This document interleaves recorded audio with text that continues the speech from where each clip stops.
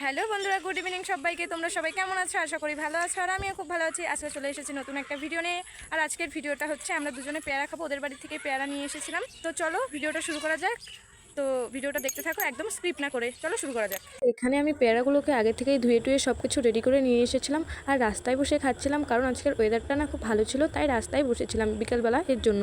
আর আমি এখানে পেয়ারাগুলো খাওয়ার জন্য কী কী নিয়েছি, লবণ, তারপরে হচ্ছে লঙ্কা গুঁড়ো আর কাঁচা লঙ্কা, এই তিনটি দিয়েই খাবো।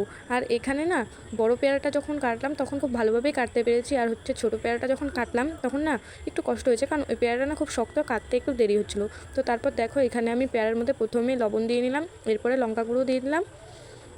লঙ্কা গুঁড়ো টুড়ো দিয়ে তারপর ভালোভাবে মিশাচ্ছিলাম পেয়ারাটার মধ্যে, যাতে পুরোপুরি মিশে যায়, নাহলে তো খেতে ভালো লাগবে না, এর জন্যই পুরোপুরি মিশিয়ে নিচ্ছিলাম। আর আগেই তো বললাম আমি এই পেয়ারা মাখাটা আমি ভিডিওতে দেখেছিলাম, তাই ভাবলাম পেয়ারা যখন হাতের কাছেই আছে তাহলে আমিও একবার ট্রাই করে দেখি কীরকম লাগে এরকম করে খেতে।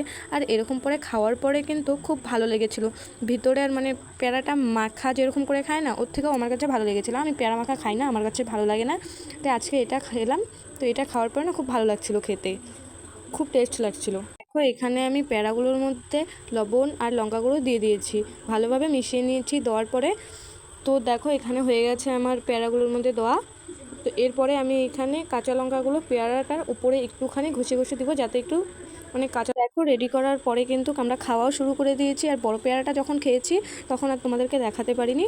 আর বড় পেয়ারাটা খেতে বেশি টেস্ট ছিল, কারণ এটা একটু পাকা পাকা ছিল, খুব নরম ছিল, তো এর জন্য ওটা বেশি ভালো লেগেছিলো খেতে।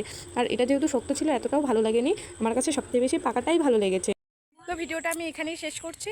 তো আশা করি ভিডিওটা তোমাদের ভালো লাগবে। তো ভালো লাগলে পেজটাকে ফলো করে পাশে থেকো। আর তোমরা সবাই ভালো থেকো। টাটা।